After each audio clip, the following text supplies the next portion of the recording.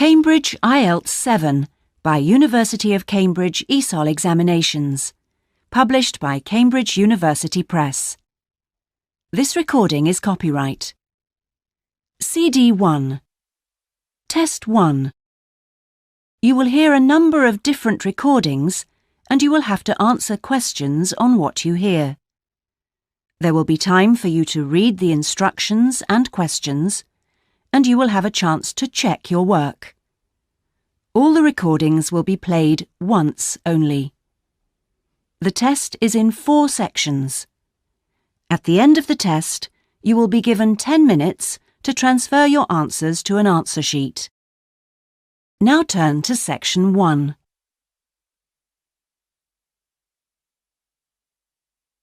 Section 1. You will hear a telephone conversation between a passenger and an official at the Land Transport Information Service at Toronto Airport. First, you have some time to look at questions 1 to 5.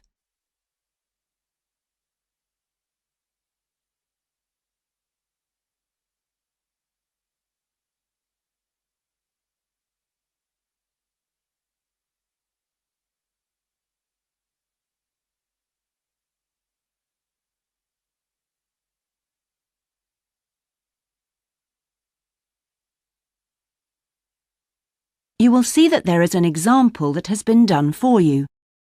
On this occasion only, the conversation relating to this will be played first. Hello, this is Land Transport Information at Toronto Airport. How may I help you? Oh, good morning.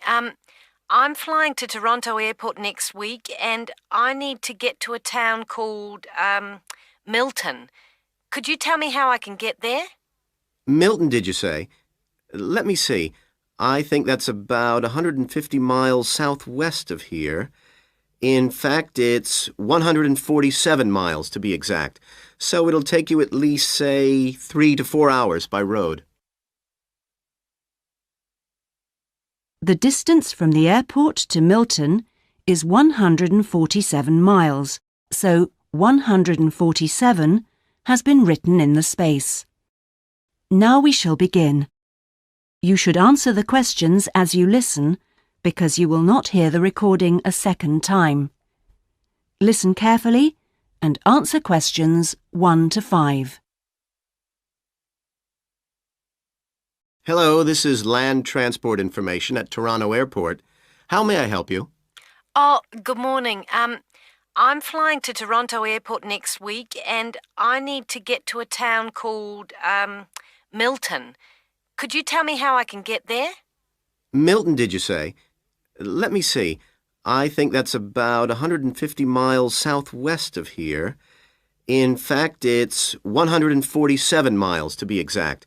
So it'll take you at least, say, 3 to 4 hours by road. Wow, is it as far as that? Yes, I'm afraid so. But you have a number of options to get you there, and you can always rent a car right here at the airport, of course. Right. Well, I don't really want to drive myself, so I'd like more information about public transport. Okay. In that case, the quickest and most comfortable is a cab, and of course there are always plenty available, but it'll cost you. You can also take a Greyhound bus, or there's an airport shuttle service to Milton. I think for that kind of distance, a cab would be way beyond my budget. But the bus sounds okay. Can you tell me how much that would cost? Sure. Let's see, that would be $15 one way or $27.50 return. That's on the Greyhound. Ah, that's quite cheap. Great.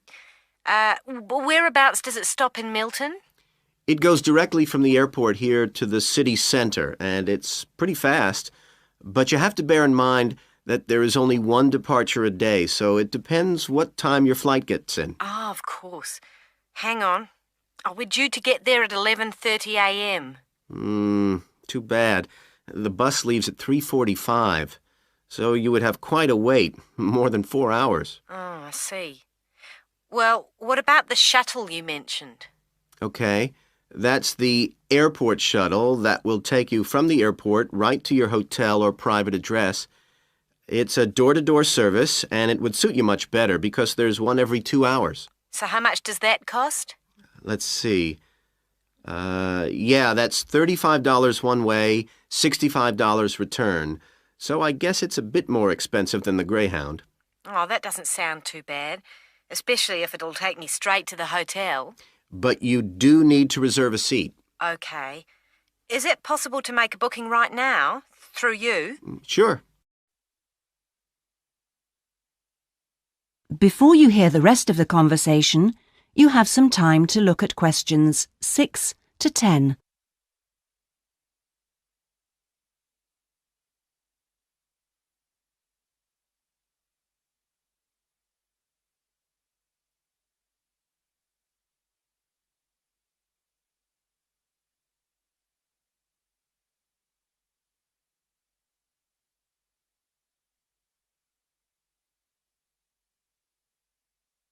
Now listen and answer questions 6 to 10. Okay, I just have to fill this form out for you. So, what date do you want to book this for? The 16th of October. Oh, no. Sorry, that's my departure date. I arrive on the 17th, so book it for them, please. So that's the Toronto Airport shuttle to Milton. And this is for just one person, or? Yeah, just me, please. Right. And you said your expected time of arrival was 11:30?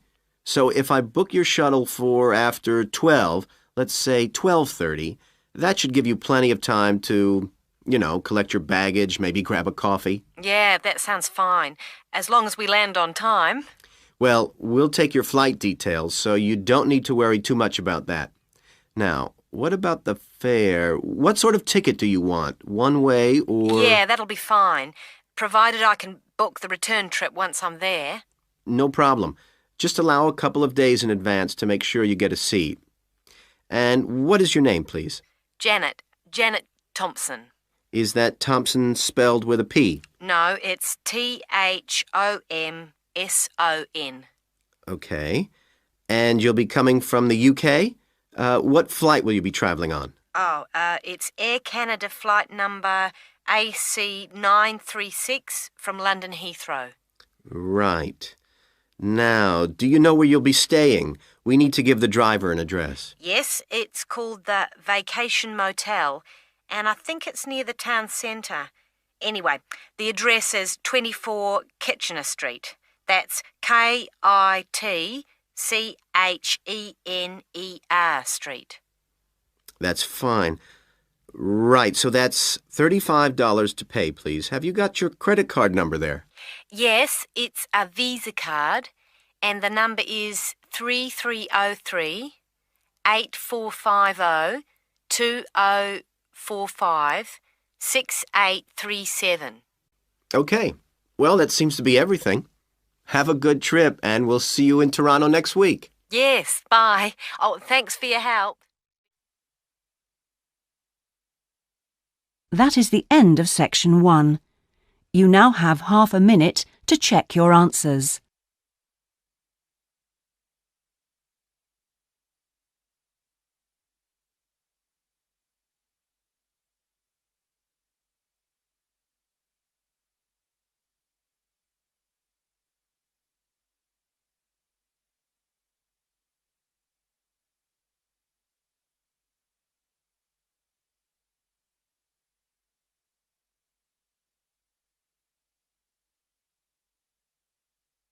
Now turn to section 2.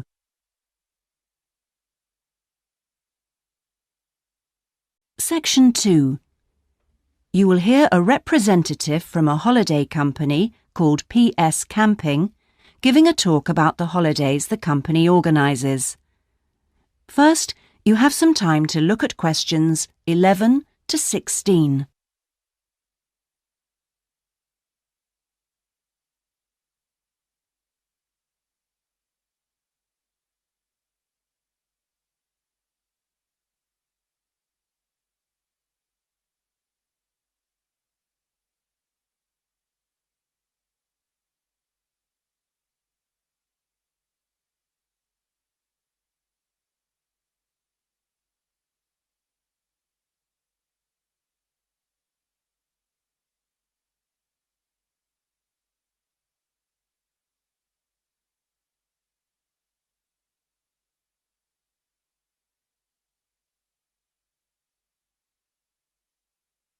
Now listen and answer questions 11 to 16.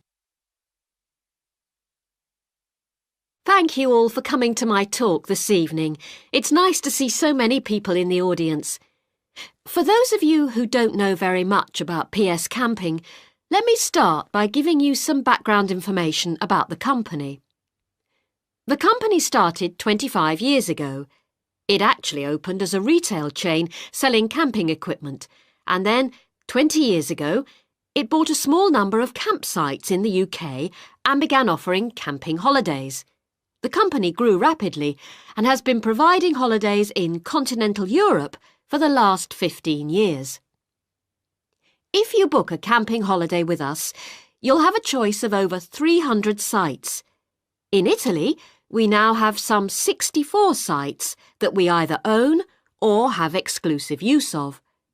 France is where we have the majority of sites, and we currently have a project to expand into Switzerland. We also have a number of sites in northern Spain, particularly in the mountainous region of Picos de Europa. We've upgraded all these Spanish sites and improved them considerably from their original 3-star rating. We believe our holidays offer superb facilities for the whole family. Parents who want their children to be fully occupied for all or part of the day can take advantage of our children's activities. These are organised by our well-qualified and enthusiastic staff. Each day kicks off with a sports match, perhaps football or volleyball, followed by an hour of drama for everyone. This may include singing or dancing, mime or other activities. In the afternoon, there's a different art activity for each day of the week, including a poster competition or model making. What's more, our sites are truly child-friendly, and with this in mind, we operate a no-noise rule in the evenings. Children's evening activities usually finish at 9:30 or occasionally 10, and from 10:30, holidaymakers are expected to be quiet in the areas where there are tents. We want nothing to go wrong on a PS Camping holiday, but if it does, we also want all our customers to be insured.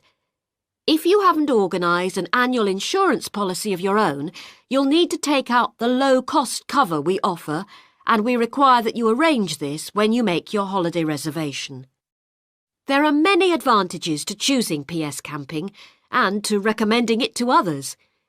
As a regular customer, you'll be kept informed of special offers, and your friends can benefit from 10% off their holiday, or book a luxury tent for the price of a standard one. In return, we'll send you a thank you present, which you can choose from a list of high-quality items. Before you hear the rest of the talk, you have some time to look at questions 17 to 20.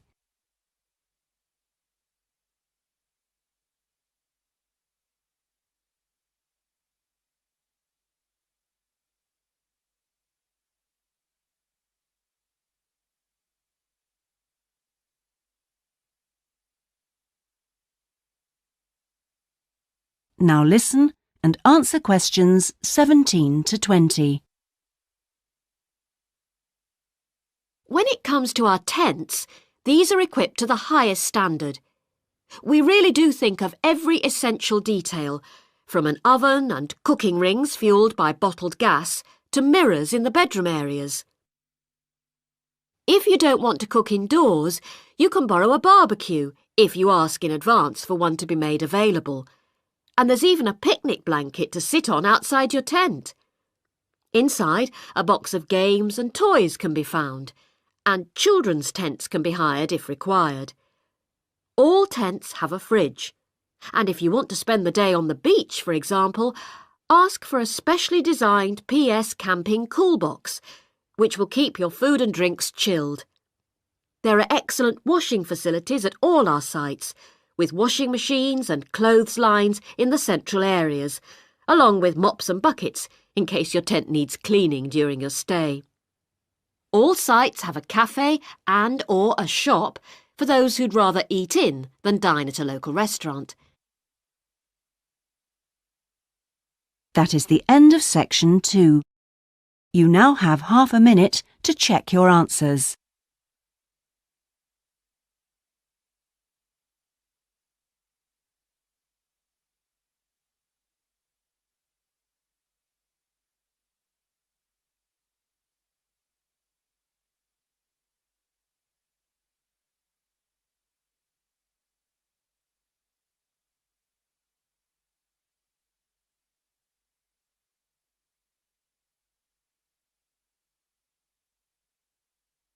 Now turn to section 3.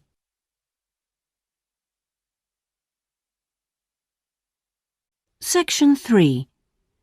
You will hear a tutor talking to two business students called Philip and Janice about their research on managing individuals. First, you have some time to look at questions 21 to 23.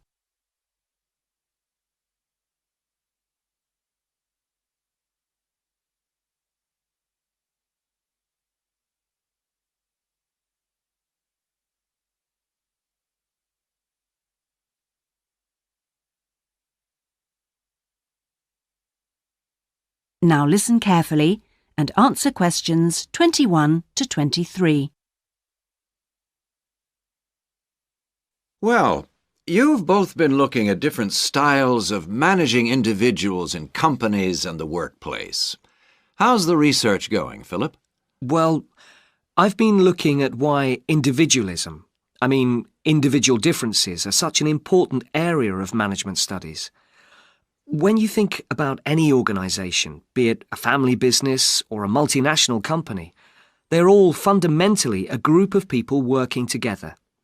But it's what these individuals contribute to their places of work that makes you realise how important they are. Of course, they bring different ideas, but it's also their attitudes and their experiences of learning.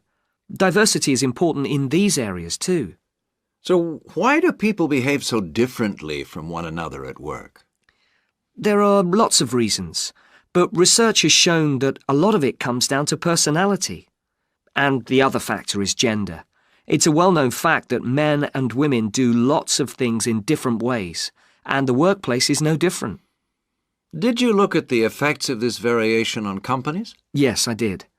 On the positive side, exposure to such diversity helps encourage creativity, which is generally an asset to a company. But unfortunately, individual differences are also the root of conflict between staff, and they can lead to difficulties for management, which can sometimes be serious. Before you hear the rest of the conversation, you have some time to look at questions 24 to 30.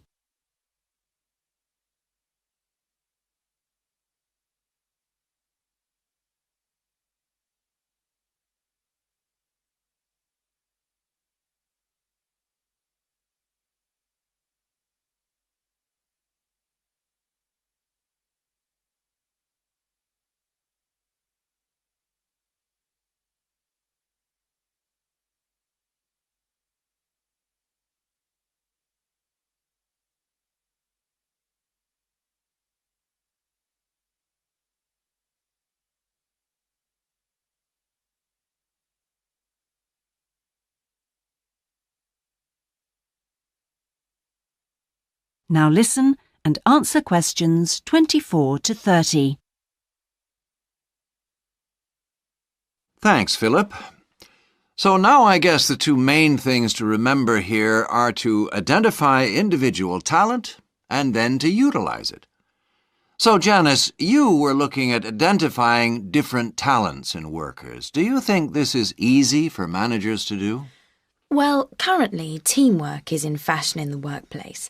And in my opinion, the importance of the individual is generally neglected. What managers should be targeting is those employees who can take the lead in a situation and are not afraid to accept the idea of responsibility. That's true, Janice, but unfortunately many managers think the entire notion of encouraging individuality amongst their staff is far too hard. Yes, that may be true. But I think one of the most important tasks of managers is to consider the needs of the individual on one hand and group cooperation and conformity on the other. It requires creative thinking on the part of management to avoid tension. So, Janice, what kind of people do you think companies should be looking for? Well, it has to start from the very beginning, when companies are looking for new employees. When the personnel department is choosing between applicants, they need to look for someone who's broken the mould and can think for themselves. Instead, people making these decisions often use a range of psychological tests to see if a person is a problem solver or will do as they're told. I'm not convinced these qualities are actually the most important. So do you think being a good team player is overrated? No, it's not overrated. You do need to learn the rules and learn them fast. No individual can get around this if you're working in an organisation. So how should managers deal with this? Rewards. When an individual demonstrates the behaviour the organisation expects, some kind of incentive can be given. What's important here is that this happens right at the beginning, so new recruits learn the rules of the system immediately.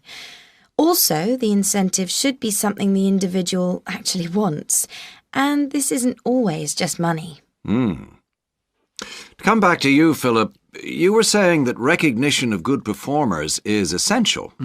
Now, what else should managers be looking for? Well, managing people means you not only have an understanding of your employees, but you also recognise the culture of the organisation. In fact, for some organisations, creativity and individuality may be the last thing they want to see during working hours. Very true. Yes, but managing people isn't as easy as it looks. For example, change in the workplace can be quite tricky, especially if there's a need to increase profit. And at times like these, managers may have to give priority to profit rather than individual staff needs. Yes, and that creates difficult situations for people. Yes, but what's important is that managers are able to deal with quite high levels of personal stress. During times of change, they should be thinking not only about the strain on their staff, but take time out to think of themselves. Absolutely. So, what are the implications of that? That is the end of section 3. You now have half a minute to check your answers.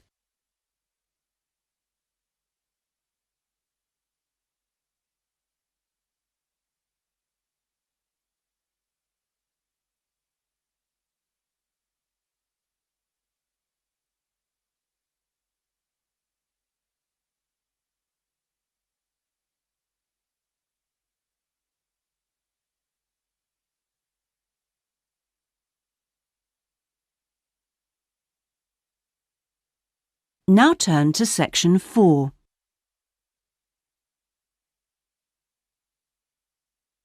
Section 4. You will hear part of a lecture about cave paintings and other types of rock art. First, you have some time to look at questions 31 to 40.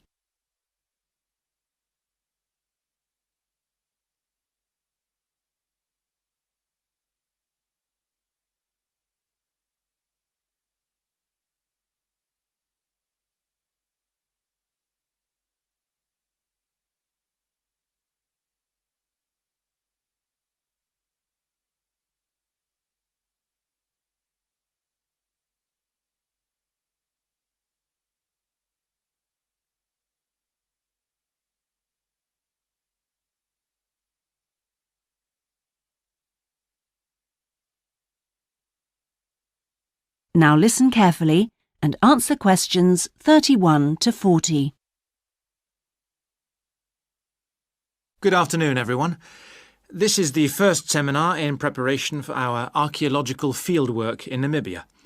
We are fantastically lucky to have received partial research funding for this trip from our institute, so I shall expect 200% attention and participation from you all. First, in this seminar, I'm going to give a brief introduction to contemporary research on rock art.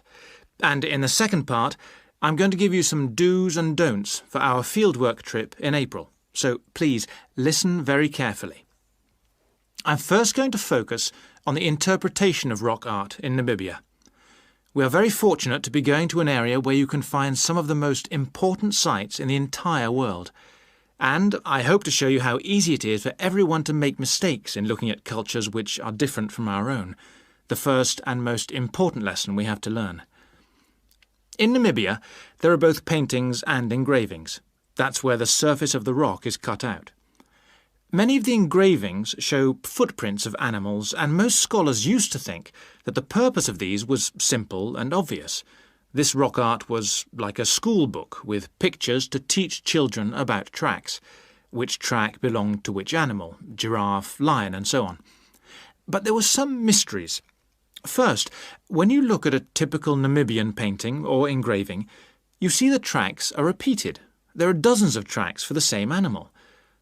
You'd expect just one clear illustration if the reason, the aim was to teach tracking. Now, there were two more problems. Why are some of the engravings of animals very accurate, as you'd expect, all clearly identifiable, and others quite unrealistic? And another mystery. Some of these unrealistic animals, that's in the engravings, seem to be half human. Some, for example, have got human faces. Many researchers now think that these were pictures the wise men engraved of themselves. They believed they could use magic to control the animals they had drawn, so the hunters could then catch them for food. This shows you some of the dangers of coming from one culture to another, as we'll be doing, without understanding it fully. Scholars imagined that children looked at rock art pictures to learn to track, just because they themselves had learnt skills from pictures. Many researchers now believe that rock art had a much more complex purpose, and we'll talk more about it next week.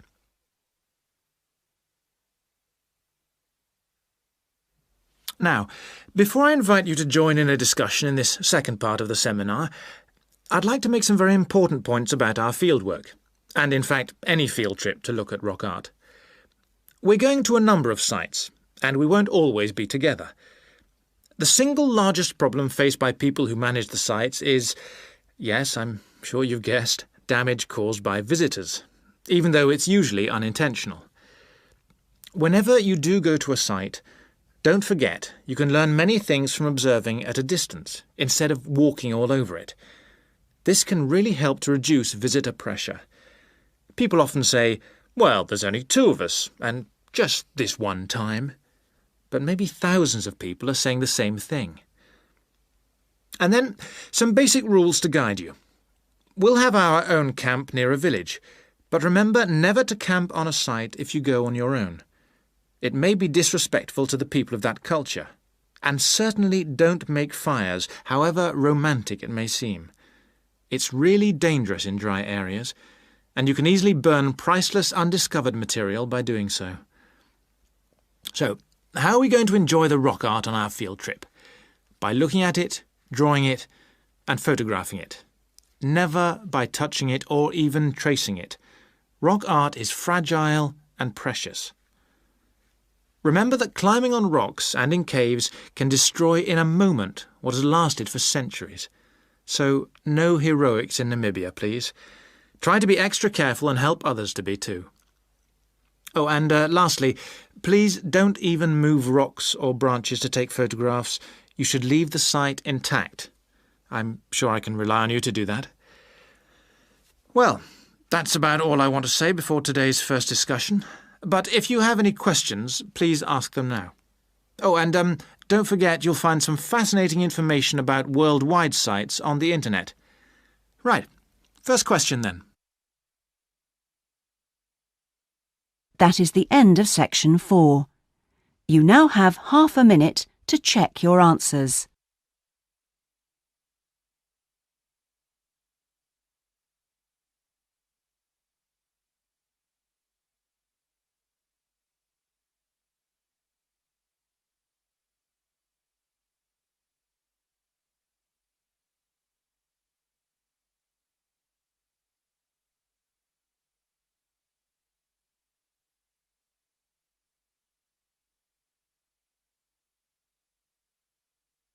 That is the end of the listening test. In the IELTS test, you would now have 10 minutes to transfer your answers to the listening answer sheet.